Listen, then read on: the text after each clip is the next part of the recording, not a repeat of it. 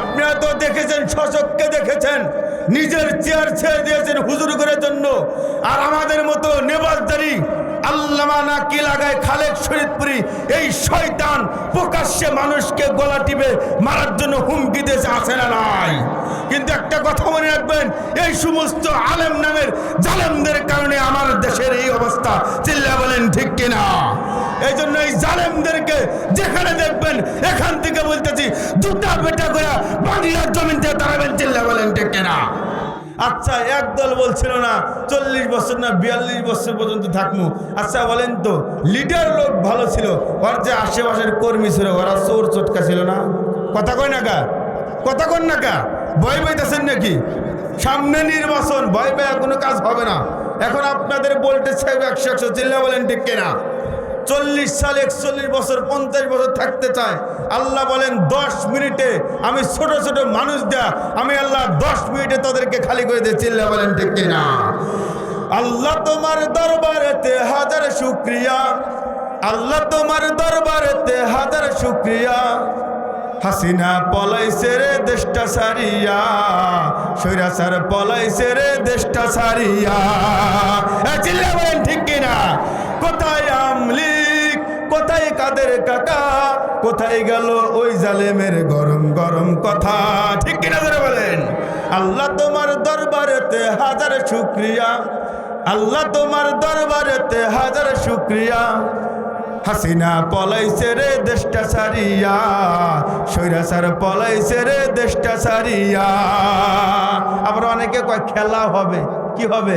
খেলা হবে। বাবা, খেলার মানুষ গো, মাঠে খেলবার পায় না, রাইতেও পারে না, ওরা আবার কয় খেলা হবে। খেলা হবে কথা কয়ে বেহা হয়ে যা। তো বেহা আসকা খেলা হবে কয়ে রে শটাং হয়ে দাঁড়া, ওরা কয় খেলা হবে। কি কয় না খেলা হবে, খেলা হবে। কয়েরা পালাইছে।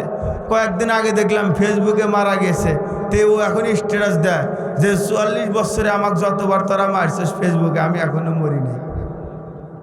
কথা কয় নাকি? আছে না নাই?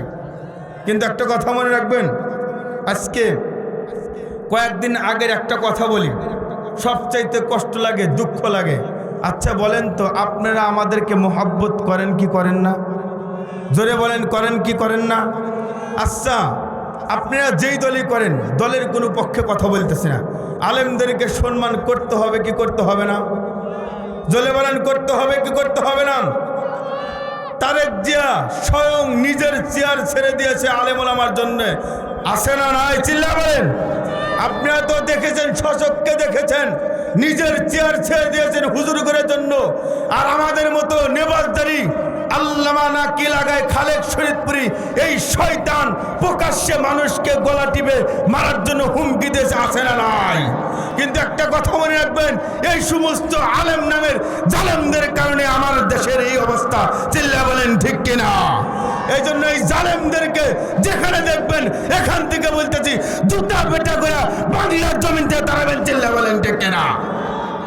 তোমরা ফাজলামি করো মিয়া, আমাদেরকে মোহাব্বত করে মানুষ, আর তোমরা ওপেনে বলো যে এই সমস্ত মানুষ। আচ্ছা বলেন তো, আপনারা এখানে যত মানুষ আছেন যদি কই হাত তোলেন, একজন যদি হাত না তোলেন, আমি কি আপনাকে মারতে পারি? জোরে বলেন, মারতে পারি? এটা কেমন ব্যবহার হইল?